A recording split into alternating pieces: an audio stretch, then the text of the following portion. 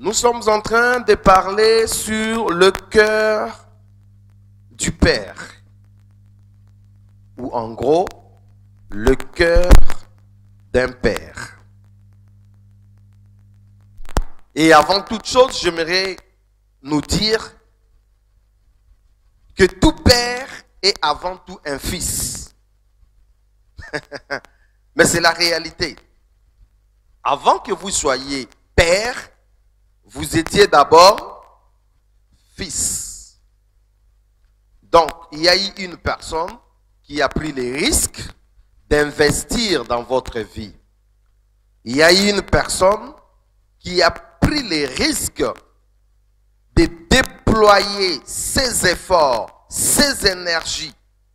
Il y a eu une personne qui a pris les risques de consacrer sa vie pour que vous, un jour, vous deveniez aussi un Père.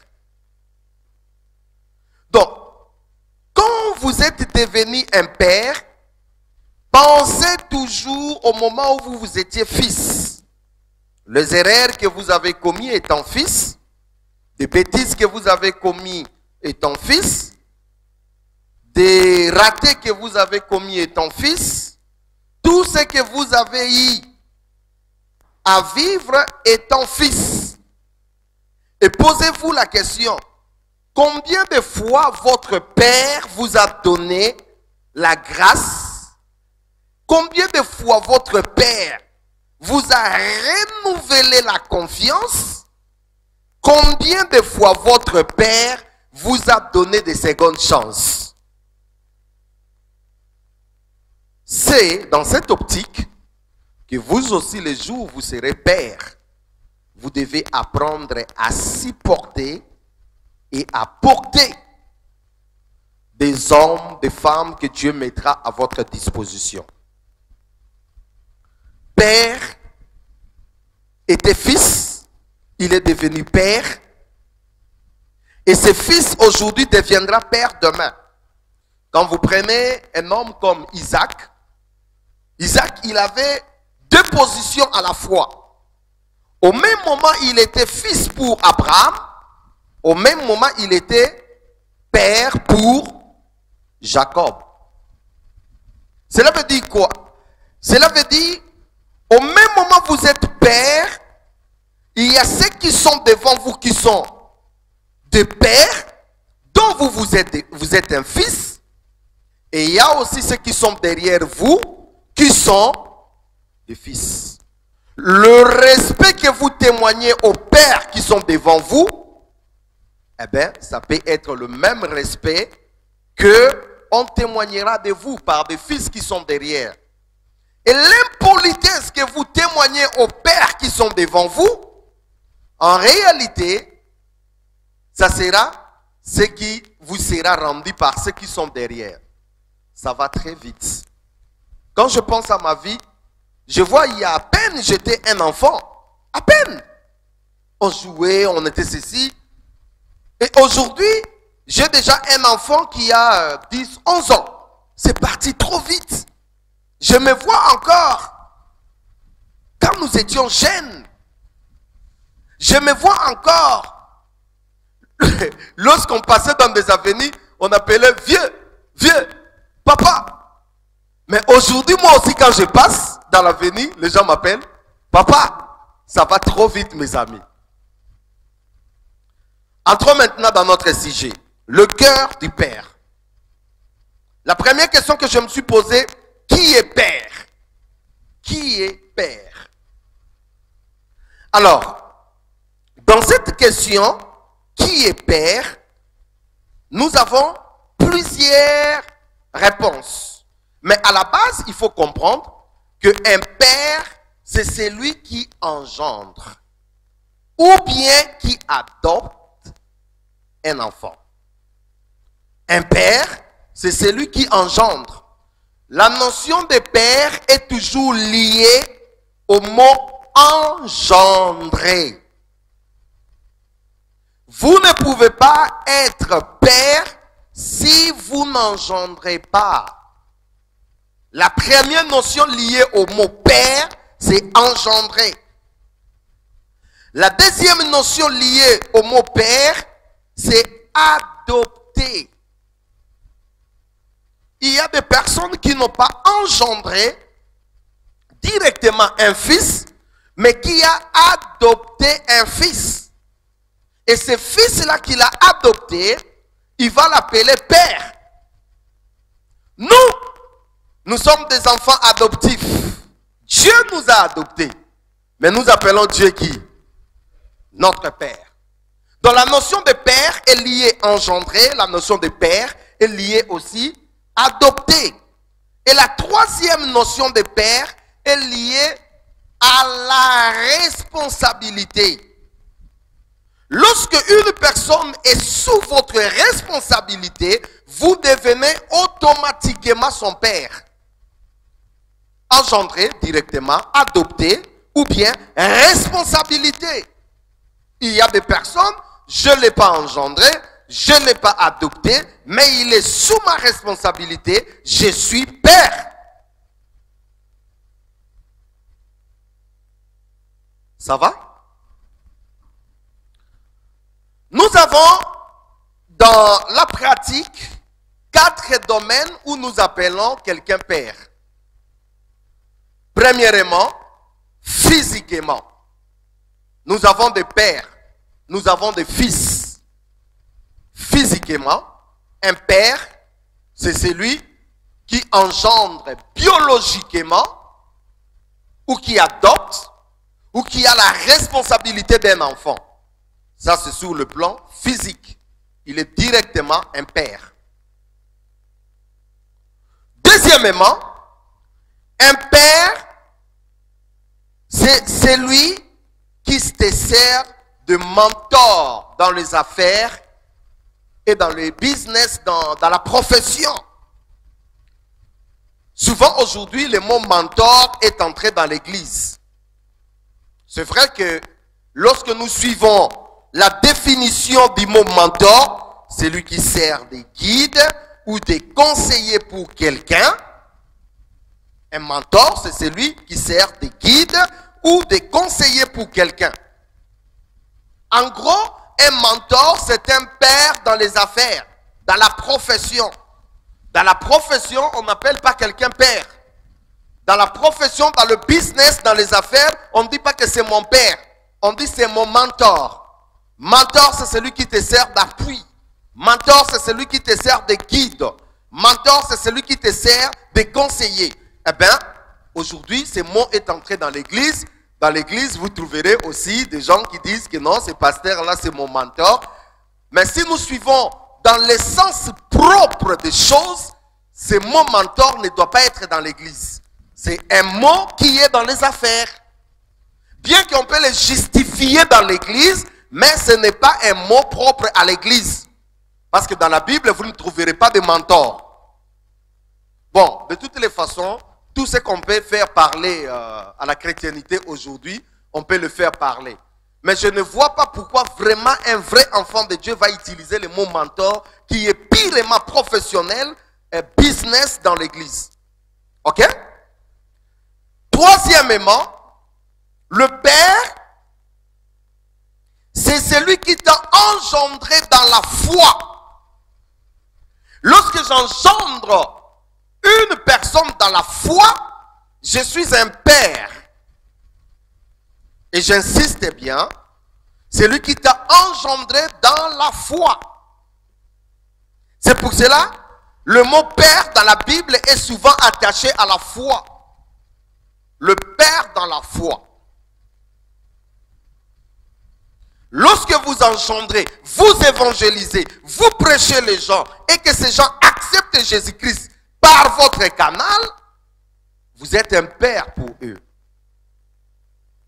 Quatrièmement, le père, c'est celui aussi qui engendre dans le ministère.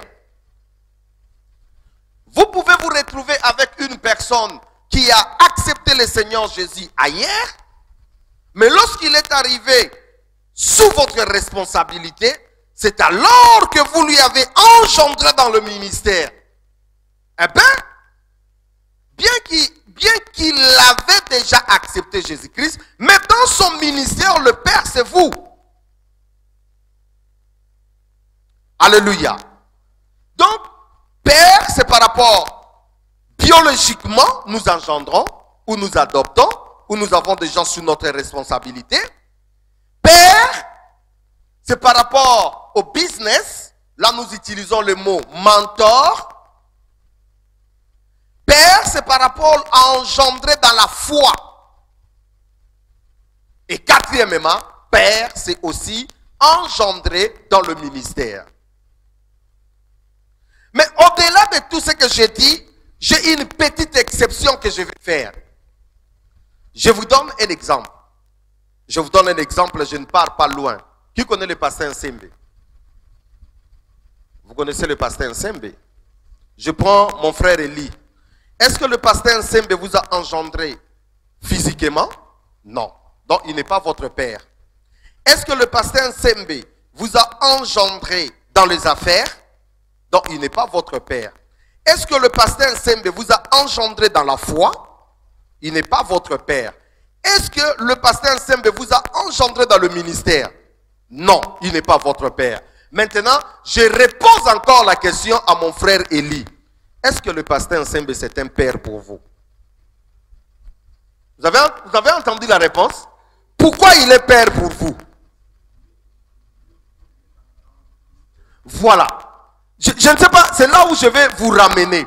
Parce que si nous ne comprenons pas la notion de père, nous pouvons devenir des impolis face aux gens qui sont devant nous.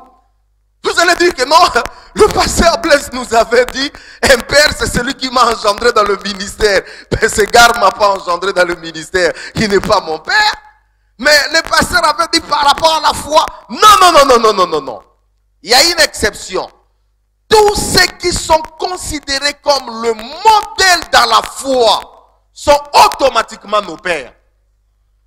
Je dis, tous ceux qui sont considérés comme des modèles dans la foi sont automatiquement nos pères. Les enfants que mon frère Paul est en train de consacrer comme des pasteurs, je suis automatiquement leur père. Parce que je suis pour eux un modèle dans la foi. Donc lorsque un enfant commence à bouder des pères, à dire que non, là ce n'est pas mon père, mais mon père est ami à celui-là, là il y a un problème. Alléluia. Vous avez compris? Je bénis Dieu parce que je sens dans mon esprit que vous comprenez. Maintenant écoutez, la notion de père n'est pas liée à l'âge. Aujourd'hui, il y a quelque chose qui se passe au milieu de nous. Lorsque un papa est dans le ministère, il s'autoproclame directement, je suis votre père. Attends, il y a un problème. Ce n'est pas parce que vous avez des cheveux blancs, ce n'est pas parce que vous êtes un vieux, que vous êtes automatiquement père. Non. Vous pouvez être père biologiquement, vous pouvez être père, mais sur le plan modèle, dans la foi, vous n'êtes pas encore un modèle. Peut-être aussi sur le plan ministériel, vous êtes qu'un débutant. Mais ce n'est pas parce que vous avez de l'argent, ce n'est pas parce que vous avez de l'âge que vous vous faites passer directement comme étant père. Non. Alléluia. Vous pouvez voir un garçon de 22 ans mais être un père. Ah ben oui, je vous dis la vérité. Il a déjà prêché la parole, il a déjà des enfants, il a même consacré déjà des ministères. Ne prenez pas garde à son 22 ans. Jésus-Christ avait quel âge? Jésus-Christ, quand il est allé à la croix, il avait quel âge? Plus ou moins 33 ans, non? Mais il était déjà père ou pas père? Physiquement, il était père, non? Il avait déjà engendré Pierre, il avait déjà engendré de Paul, André, tous ces gens-là. Il était déjà père à 33 ans. Cela veut dire, à 33 ans, vous pouvez déjà être père, respecté et considéré par les gens.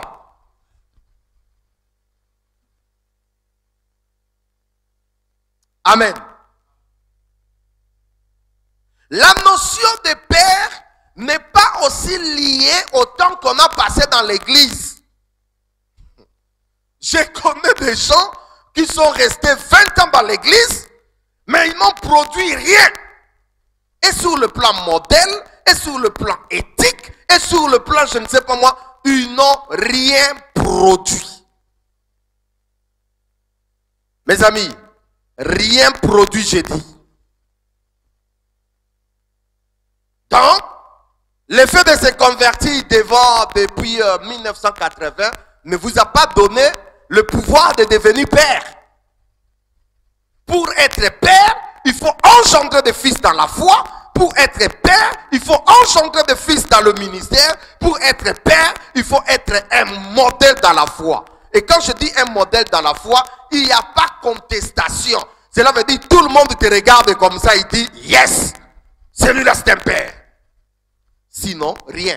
Cela veut dire pour être un modèle dans la foi, il faut faire des preuves. Il faut démontrer aux autres que vous êtes réellement un modèle pour cette génération-là. Vous n'avez pas imposé aux gens que non, moi tel que vous me voyez ici, je suis un modèle. Un modèle ne se réclame pas lui-même modèle. Ce sont les autres qui voient en lui, il est modèle. Ça va, hein?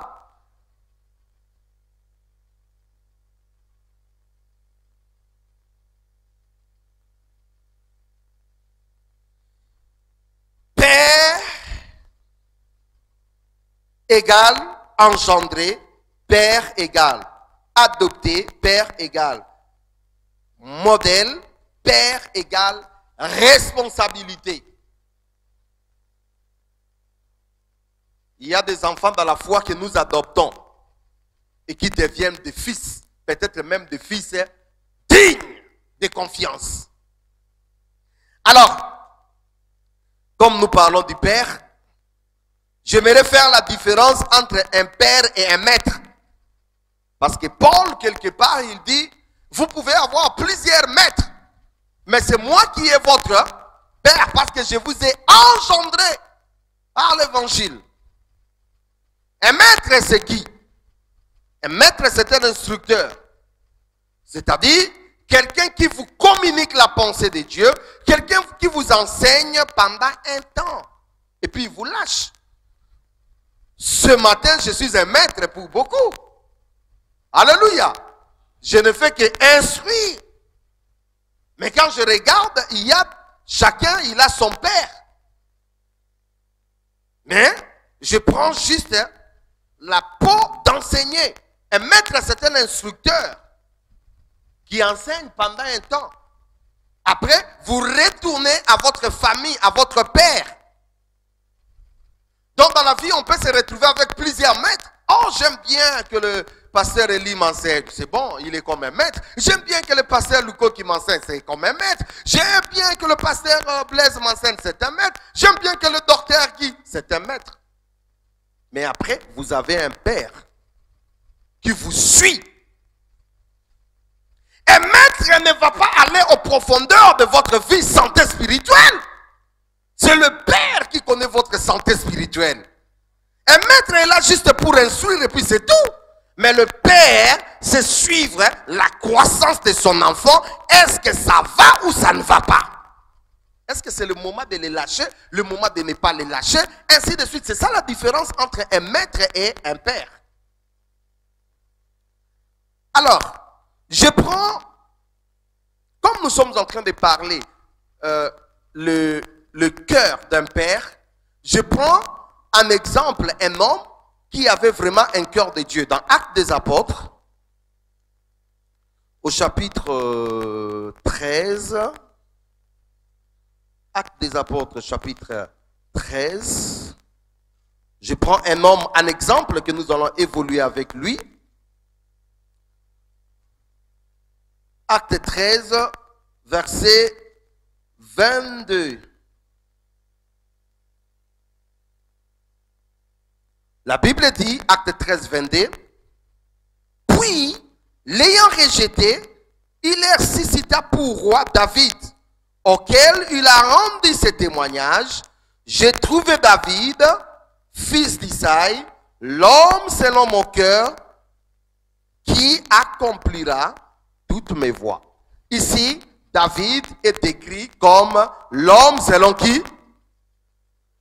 L'homme selon le cœur de Dieu. Or, Dieu est qui pour nous? Dieu est Père.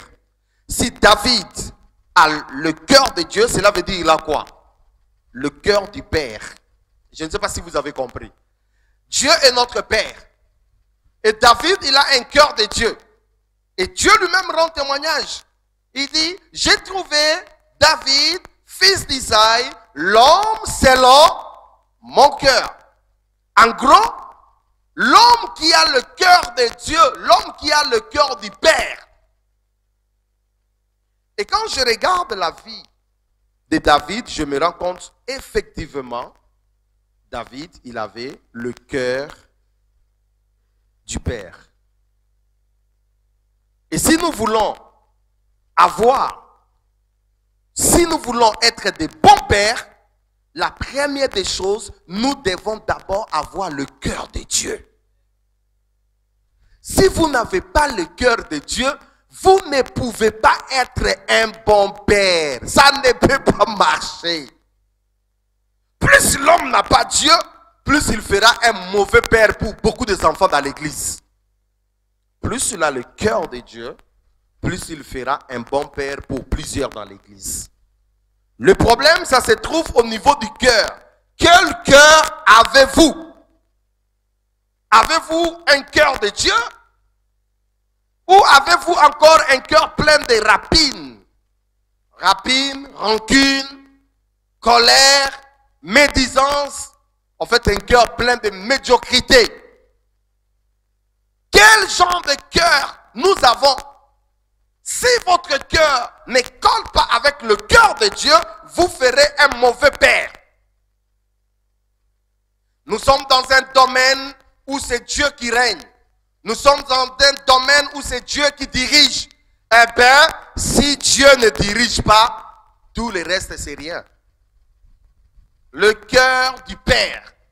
J'ai trouvé David, l'homme selon mon cœur, qui accomplira toutes mes voies. Avons-nous le cœur de Dieu? Des fois quand je suis des choses qui se passent, des conflits entre des pères et des fils, je me dis, il y a un problème. Ce père n'a pas un cœur de Dieu. S'il avait un cœur de Dieu, il ne pouvait pas agir ainsi.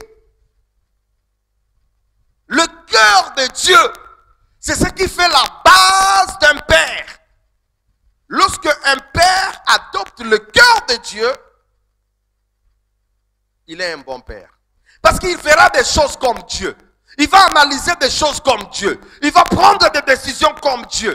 Tout ce qu'il fera par rapport à ses fils, ça sera quoi? Comme Dieu. Je dis au départ, vous avez été un fils.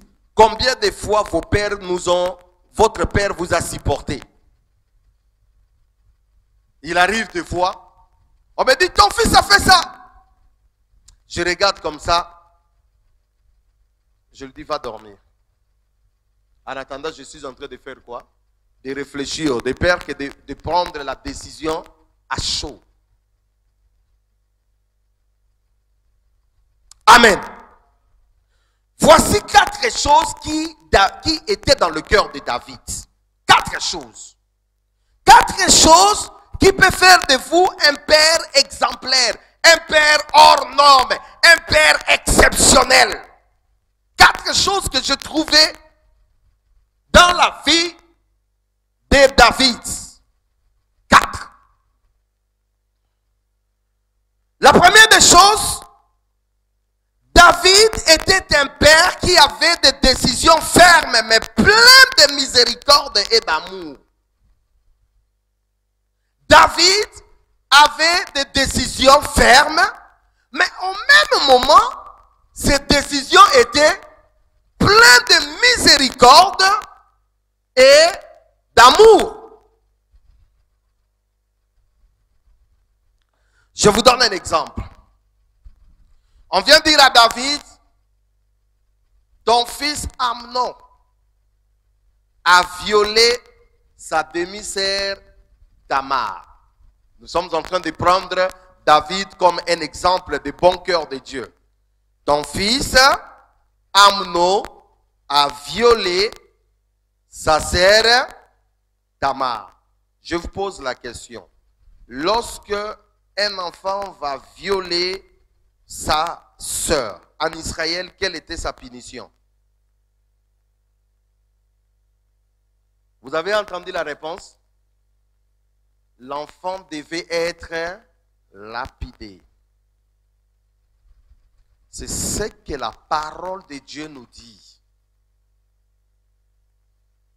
Donc, David se retrouve devant une de ses filles qui est violée, qui portera l'opprobre toute sa vie. Et au même moment, il doit faire tuer son enfant, lapider son enfant.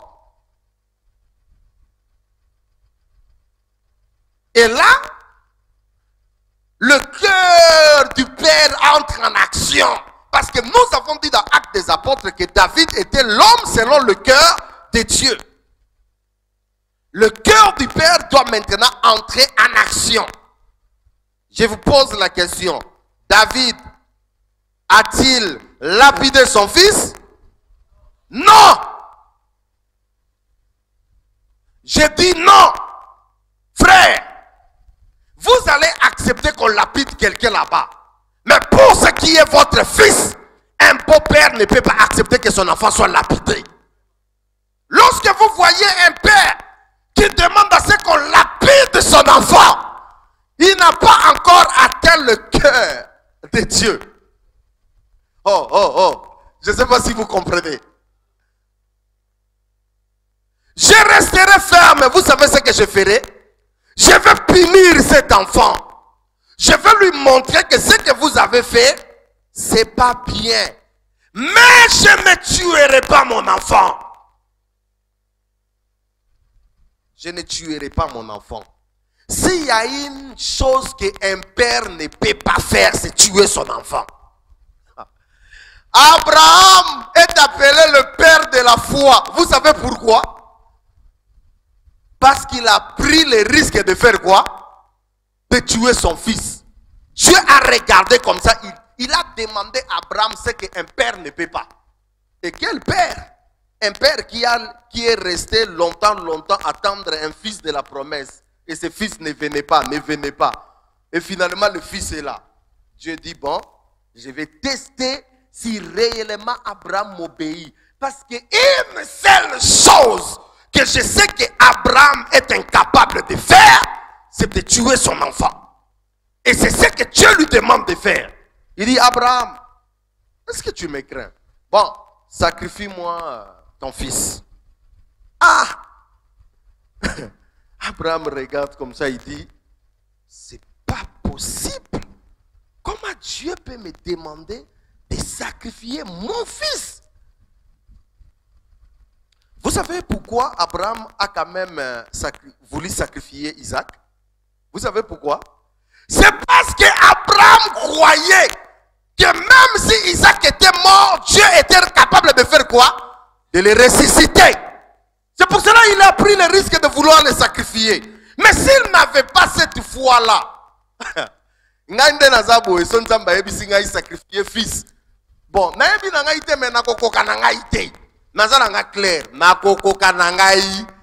Christ. Attends. Lorsque mon enfant est malade, là, tu sens que ça bouge de tous côtés. Et maintenant, prendre un couteau, aller. Donc, le calcul d'Abraham était ailleurs. Il savait que si mon fils mourait, mon Dieu que j'ai pris est capable de le ressusciter. Donc, lui il ne voyait pas mourir. Lui, il voyait la résurrection qui se cachait après la mort.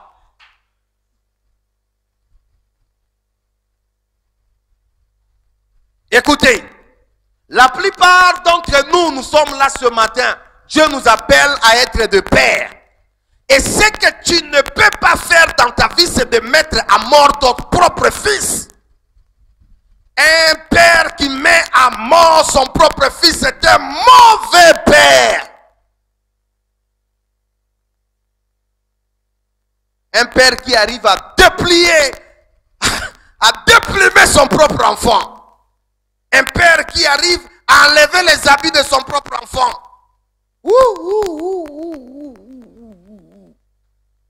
Ce n'est pas un père, c'est un mercenaire. Je dis bien c'est un mercenaire. Ce n'est pas un père. Un père peut punir, mais un père n'acceptera jamais que son enfant aille à la mort. Voilà pourquoi même quand Paul livrait les gens à Satan, il disait toujours, je livre la personne pour sa destruction physique, afin que son âme soit comment? Sauvée. Ah oui? Un père ne peut pas accepter que son enfant aille à l'enfer. Ça, c'est la première des choses. Donc, nous voyons David, l'homme selon le cœur de Dieu, protéger qui? Son enfant. Et ça, c'est la première décision. Un père doit être ferme, mais cependant, il doit toujours être plein de miséricorde et d'amour pour son enfant. Il ne peut pas mettre à mort son enfant. Ça ne peut pas arriver. Combien de pasteurs tuent des ministères de leurs propres enfants?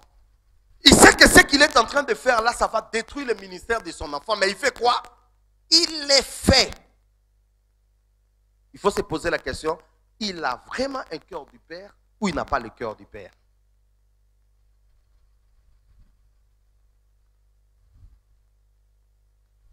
Deuxièmement, un père doit avoir toujours le cœur de pardonner. Je dis toujours le cœur de faire quoi?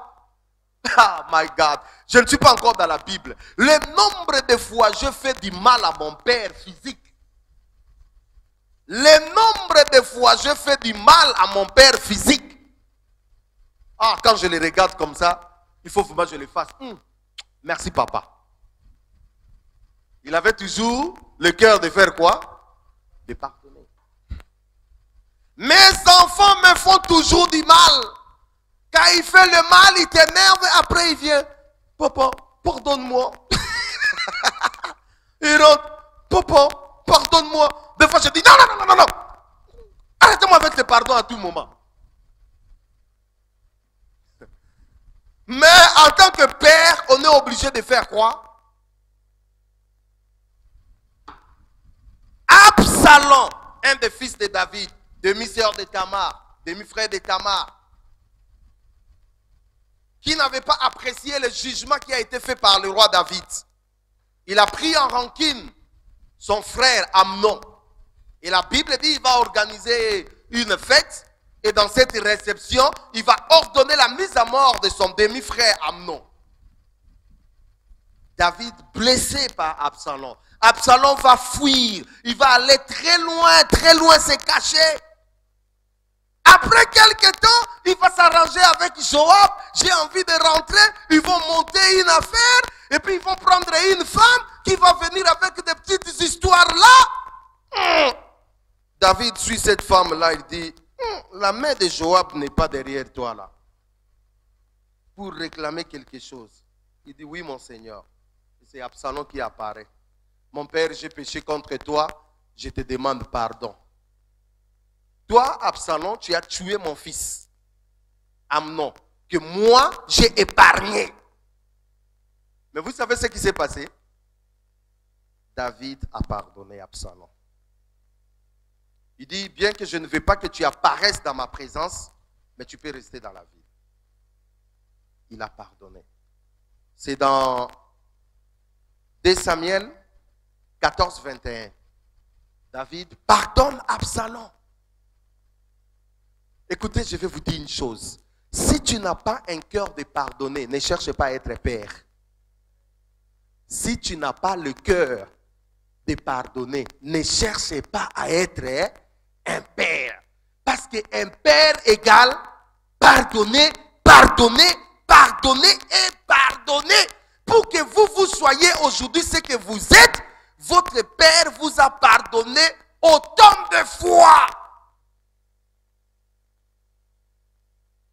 Bamsusu kutu bakanga bango na baser. Bamsusu kutu bayiba bambongo église ya mabonza. Bakangiye. Bamsu me ba pardonnaki yo, ba pardonnaki yo, ba pardonnaki yo. Ti lelo o comprendre makambo o komi ministère munene.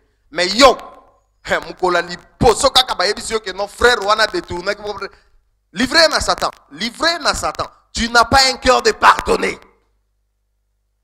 Livré na Satan. To bengana ye na église.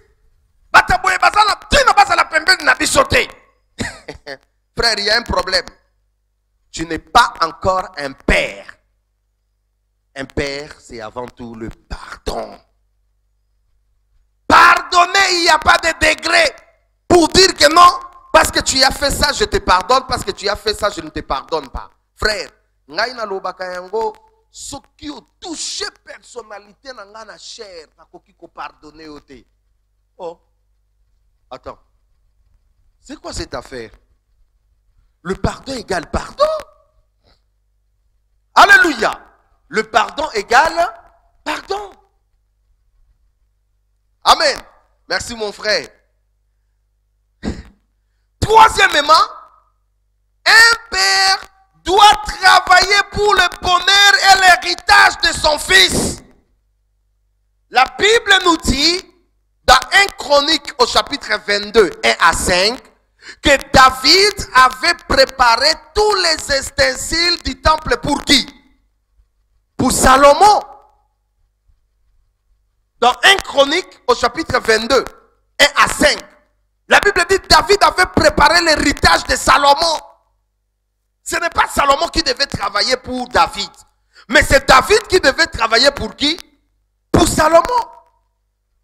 Un père doit toujours travailler pour le bonheur de son fils, doit travailler pour l'héritage de son fils.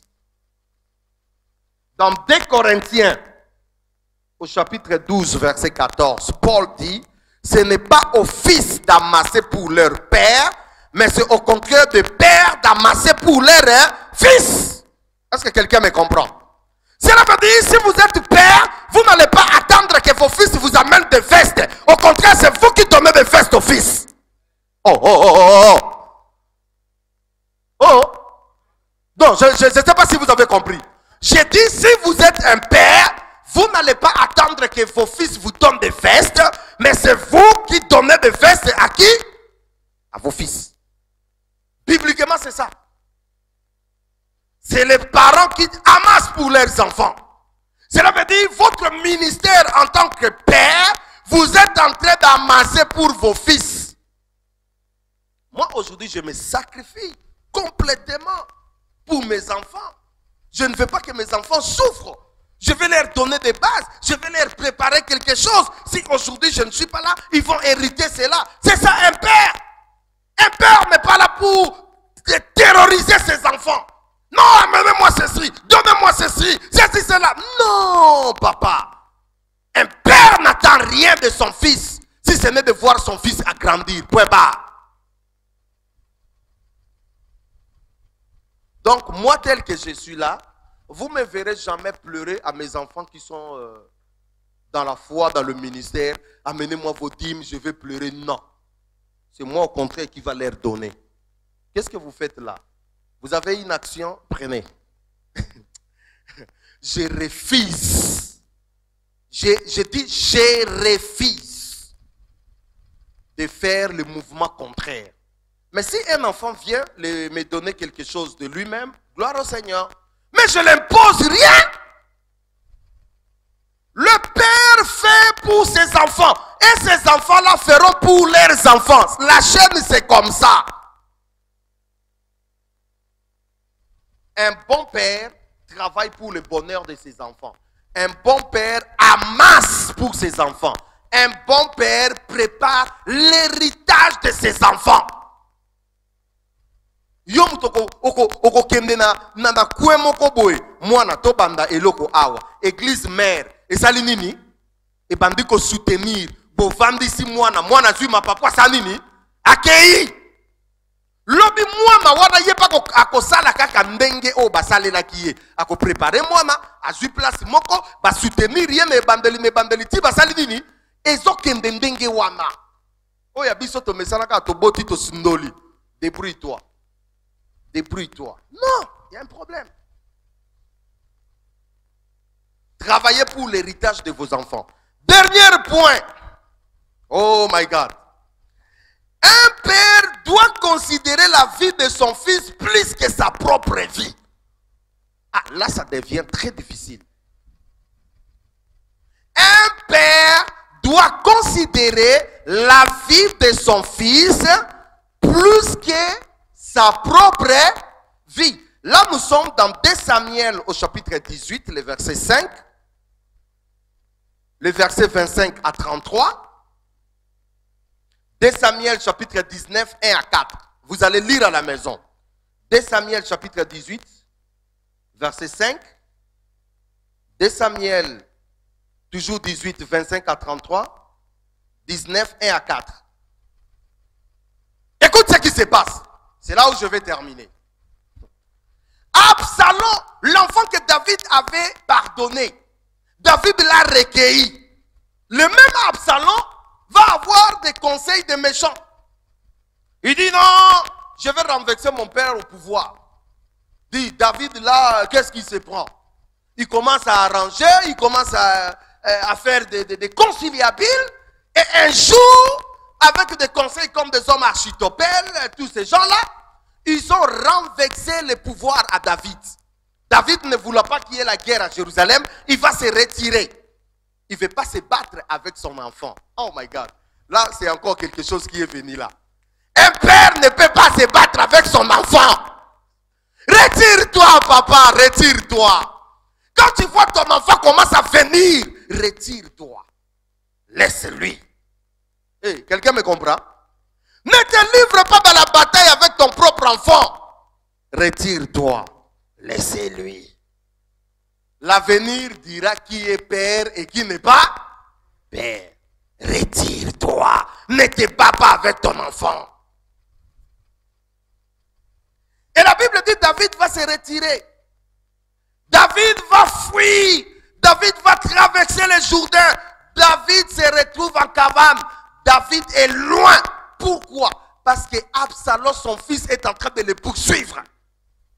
David est mis en péril, lui, son trône, ses enfants, tout son royaume mis en péril à cause de qui? Absalom. Absalom, c'est qui? Son fils. Je dis, hein, un père doit aimer son enfant plus que lui-même.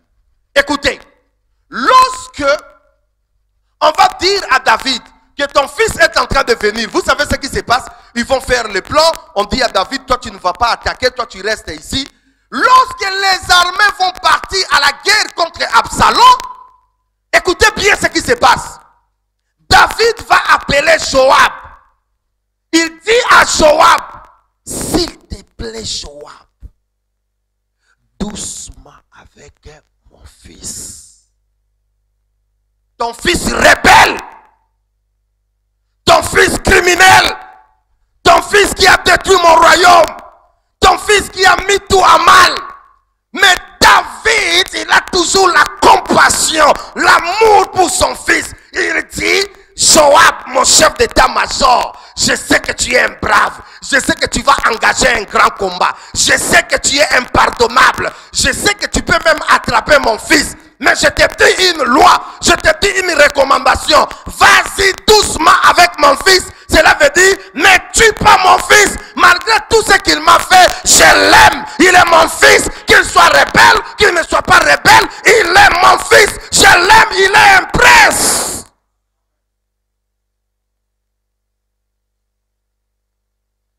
Joab est parti. Il va livrer bataille. Il croise l'enfant qui est pris au piège de chevet, en otage. Il regarde Joab. Il regarde Absalom. Il dit, Absalom, toi là, si je t'amène chez ton père, je sais le cœur de ton père. Il va faire quoi? Il a pris son épée. Pah! Il tue l'enfant. Les armées retournent en triomphe en chantant. Dieu a rendu le royaume à qui? À David. Oh, les ennemis du roi sont morts. Ils venaient, ils chantaient, ils triomphaient, ils triomphaient. Ils arrivent devant. On dit bon, yo kendena nous liboso, yebisa roi, makamboza minenea. Batindi premier émissaire, aye, roi Tounié, ndegeni likuna. Babia mokonzi, bitumbe zalaki makas. Qu'est-ce qui s'est passé? Les armées des ennemis, les armées de l'ennemi, l'ennemi là c'est qui? Absalom. Ont été mises comment? En déroute. Ah bon? Vous avez tout arrangé. Et mon fils? Mais non, je ne sais pas. La guerre était si forte là, mais je ne sais pas. Il faut attendre. Un deuxième arrive.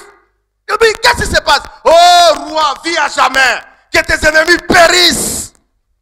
Ta couronne est là. David voit la couronne.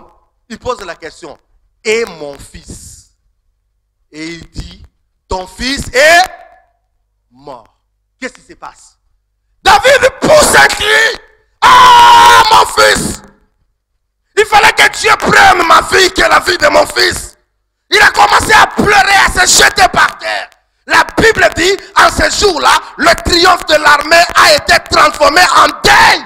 Pourquoi? Parce que le fils est mort. Lorsque le fils est mort, on ne se réjouit pas. Lorsque le fils est mort, on ne triomphe pas. Lorsque le fils est mort, il n'y a pas la fête. Lorsque le fils est mort, tout s'arrête. Ça, c'est le cœur du Père. Combien de gens, leurs fils sont en train d'être morts comme ça, mais ils sont en train de danser, ils sont en train de se réjouir. Il va mourir, son ministère là, je l'ai fermé, il va terminer. Ce sont des mecs et mères, ce ne sont pas des pères.